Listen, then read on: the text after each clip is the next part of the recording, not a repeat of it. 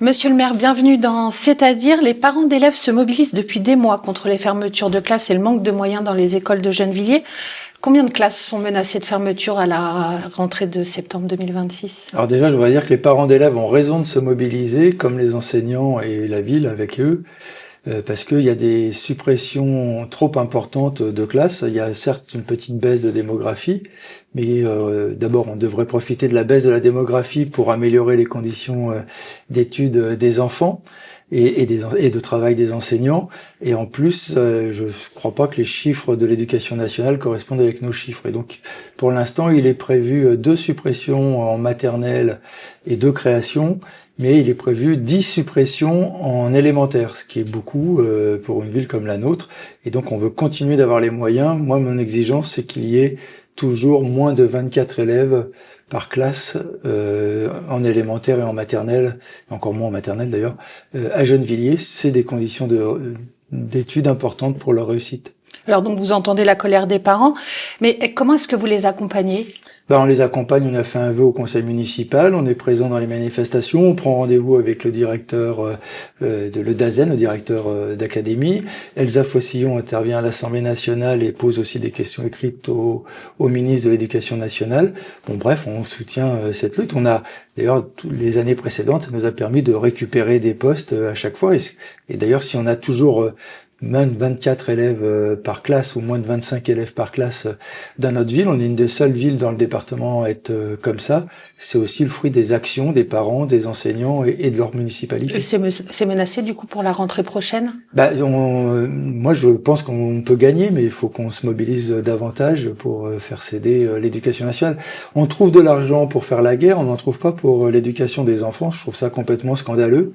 Il y a 211 milliards donnés au patronat sans contrepartie.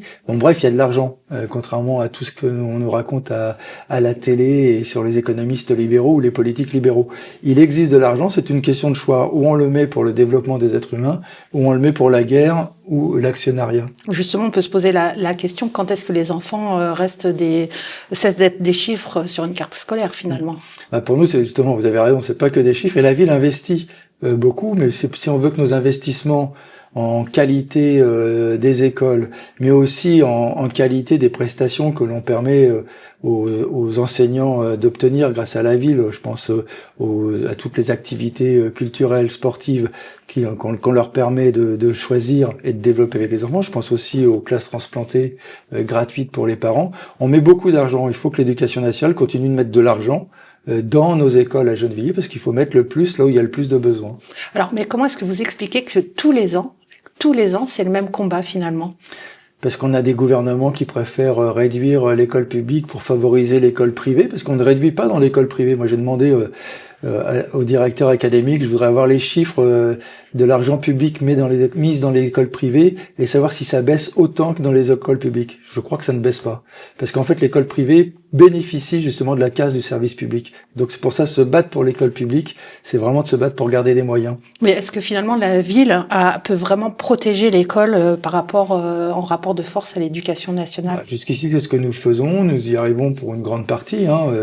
Si le lycée est un lycée qui est maintenant attractif pour de nombreuses familles, c'est aussi parce qu'on s'est battu pour sa qualité architecturale, soutenu les équipes enseignantes qui mènent un bon travail pédagogique, battu pour ses moyens, et donc il faut continuer de se battre d'ailleurs pour qu'ils conservent ses moyens. C'est vrai pour nos collèges, c'est vrai aussi pour nos écoles élémentaires, et donc il faut juger la qualité de nos écoles, non pas sur le niveau qu'elles ont seulement, parce que c'est un niveau sociologique égal qu'il faut comparer, c'est est-ce que nos équipes enseignantes permettent d'élever le niveau par rapport aux résultats attendus. En général, c'est ce qui se passe, ça élève le niveau par rapport aux résultats attendus, et donc il faut qu'on continue de garder ces moyens pour que les équipes enseignantes puissent continuer d'avoir cette action positive. Les dernières annonces du ministre de l'Éducation nationale sont censées pourtant protéger les écoles fragiles. Est-ce que ça va bénéficier à la ville? On va se battre pour que ça ait un effet. Une des premières batailles qu'il nous faut continuer, c'est d'obtenir que les écoles des Agnettes, comme le Collège Pasteur, soient reclassées en REP, parce qu'elles devraient l'être.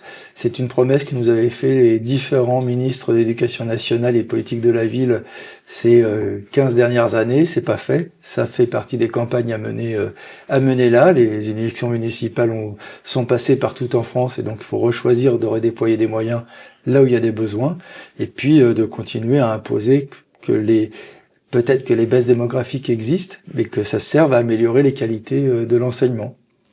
On arrête là, on se retrouve la semaine prochaine dans C'est-à-dire.